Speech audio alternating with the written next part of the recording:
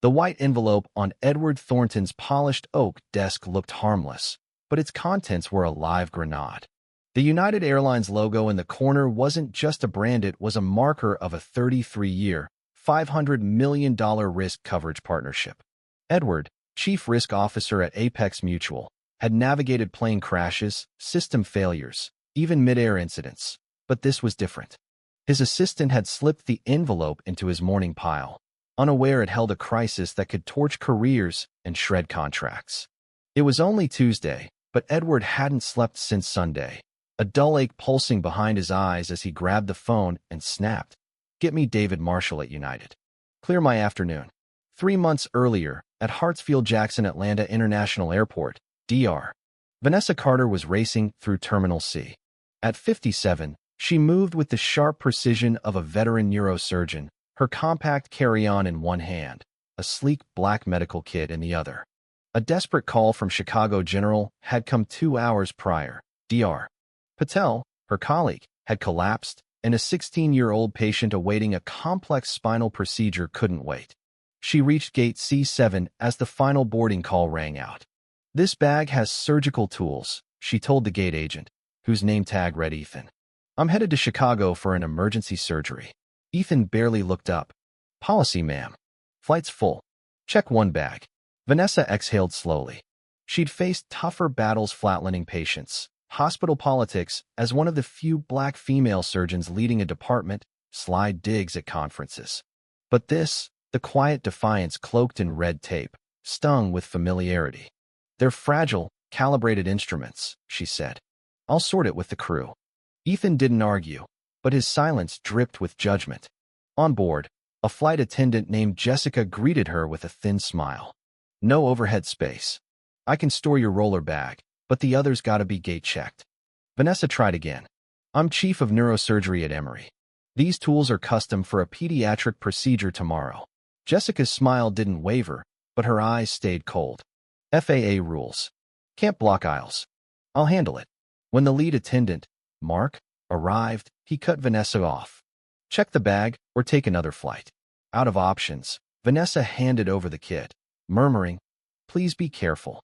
She couldn't know that bag was now a spark in a chain reaction, igniting a fire that would burn through United's legal team and into Apex Mutual's risk models. In baggage handling, Marcus Reed, 15 years on the job, back stiff, eyes weary, saw the black kit roll onto the cart. "Says medical," he muttered to his coworker. "Says a lot," Jamal snorted. "We got 10 flights to load." Marcus paused. A handwritten tag read, "Critical medical equipment, fragile, Dr.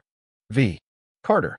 He placed it on top, away from heavy luggage, but without priority flagging. It was just another bag. Vanessa retrieved it at O'Hare that night, her heart sinking as she felt the wrong weight. In the cab, she opened it, calibration off, tools misaligned. The backup kit, she told her assistant, Liam, spending 4 hours recalibrating what she could. Without a sterile lab, some damage was permanent. Still, the surgery loomed.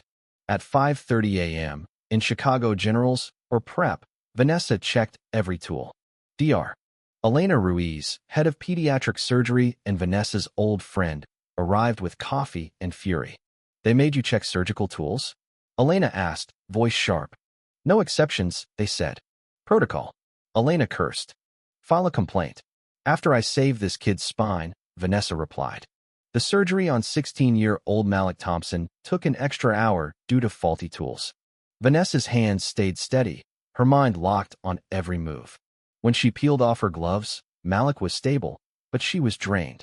Back in Atlanta, Nathan Brooks, United's VP of Operational Safety, was sifting through incident reports when Carla Hayes from Customer Experience dropped a file on his desk.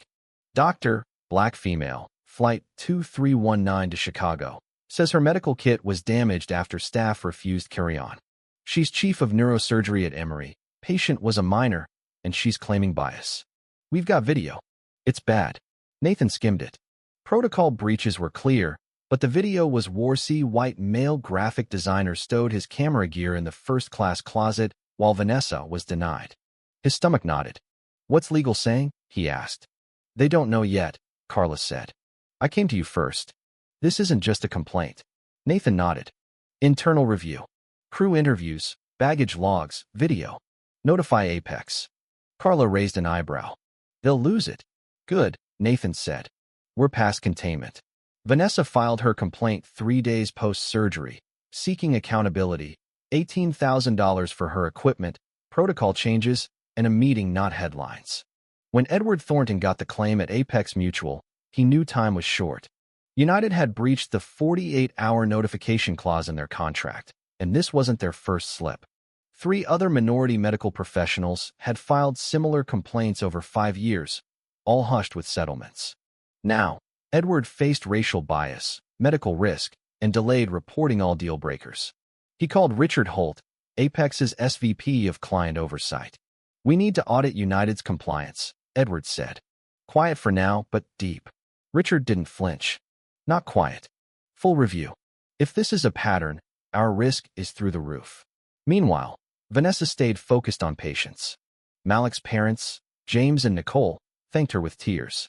She didn't mention the airline fight until Nicole, a medical malpractice lawyer who sometimes worked for United, said softly, "If you push this, I won't stand in your way." Vanessa nodded, the irony sharp. United's legal team scrambled. Nathan met with their general counsel, Laura Bennett, crafting an apology and action plan.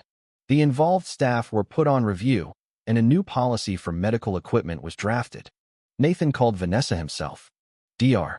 Carter," he said, "thank you for taking my call. We failed you and endangered a patient." "Apologies don't fix tools," she replied, calm but firm. "I agree," Nathan said. "We're offering compensation and want you to consult on training for emergency travel." Vanessa paused. "Send details." At Apex Mutual, Edward pored over United's 63-page response. It was contrite, their reforms promising, but he'd seen this dance before. When Apex's compliance team hit United's headquarters, they got full access but found systemic flaws, spotty training, vague protocols, and failures to escalate incidents. Change would take months, but United was moving. Vanessa didn't go viral, she didn't need to. Her fight was reshaping systems. In Chicago, Malik came for his 6-week checkup, his spine healing, his smile bright. "Thanks for saving me," he said. Vanessa smiled. It took everyone who listened when it counted. He didn't get it, but one day he would. A gate agent's casual dismissal of a black surgeon had sparked a corporate earthquake, rippling to executives, insurers, and boardrooms, not with noise, but because one woman wouldn't be silenced.